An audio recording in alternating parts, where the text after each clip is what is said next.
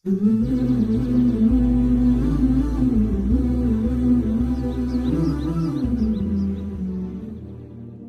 জন্য কিছু ত্যাগ করলে আল্লাহ উত্তম কিছু দিয়ে এর প্রতিদান দেন। মক্কায় থাকাকালীন এক আল্লাহভীরু বান্দার সকল সম্পদ শেষ হয়ে গিয়েছিল। তিনি চরম ক্ষুধার্ত হয়ে গেলেন। খাদ্যের অভাবে মরণাপন্ন হয়ে গিয়েছিলেন। একদিন মক্কার চত্বরে হেঁটে বেড়ানোর সময় তিনি একটি হার বা নেকলেস পেলেন। এটাকে তিনি তার আস্তিনের ভেতরে রেখে মসজিদের উদ্দেশ্যে রওনা হলেন। পথে একজন মানুষের সাথে তার সাক্ষাৎ হলো, যিনি ঘোষণা দিচ্ছিলেন যে তিনি একটি হার হারিয়েছেন।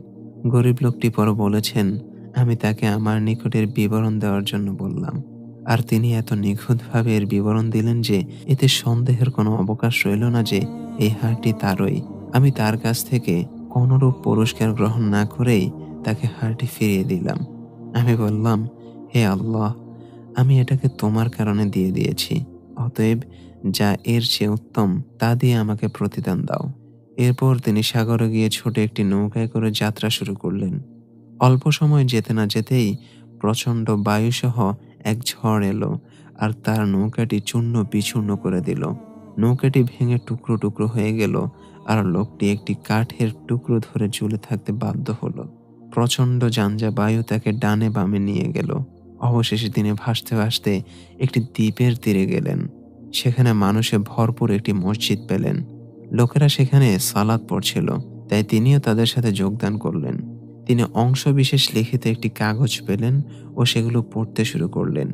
দ্বীপের লোকেরা তাকে জিজ্ঞেস করল, আপনি কি কোরআন পড়েছেন? তিনি বললেন, হ্যাঁ। তারা বলল, আপনি আমাদের শিশুদেরকে কোরআন শিক্ষা দিন। তাই তিনি তাদেরকে কোরআন শিক্ষা দিতে শুরু করলেন। তার কাজের জন্য তিনি একটি ভাতা বা বেতন গ্রহণ করলেন। একদিন তারা তাকে লিখতে দেখল। তারা তাকে জিজ্ঞেস করল, আপনি কি আমাদের শিশুদেরকে লেখা শিখাবেন? আবারও তিনি হ্যাঁ বললেন এবং একটি বেতনের বিনিময়ে তাদেরকে লেখা শেখাতে শুরু করলেন। কিছুদিন পর তারা তাকে বলল, আমাদের নিকট একটি ইয়াতীম বালিকা আছে। তার পিতা খুব ভালো মানুষ ছিলেন। আপনি কি তাকে বিয়ে করবেন? তখন তিনি বিয়েতে রাজি হয়ে গেলেন। তিনি পরে বর্ণনা করেছেন, আমি তাকে বিয়ে করে যখন বাসর রাতে তার দিকে তাকালাম, তখন আমি দেখতে পেলাম যে সে হুবহু সেই একই হার পরে আছে, যেই হারটি আমি মক্কায় কুড়িয়ে পেয়েছিলাম এবং একজন লোককে ফেরত দিয়েছিলাম। আমি তাকে বললাম, আমাকে আগে হারের গল্পটি বলো। সে বলল যে তার পিতা এটাকে মক্কায় হারিয়ে ফেলেছিল এবং একটি লোক সেটাকে পেয়ে তার নিকট এসে ফিরিয়ে দিয়েছিল।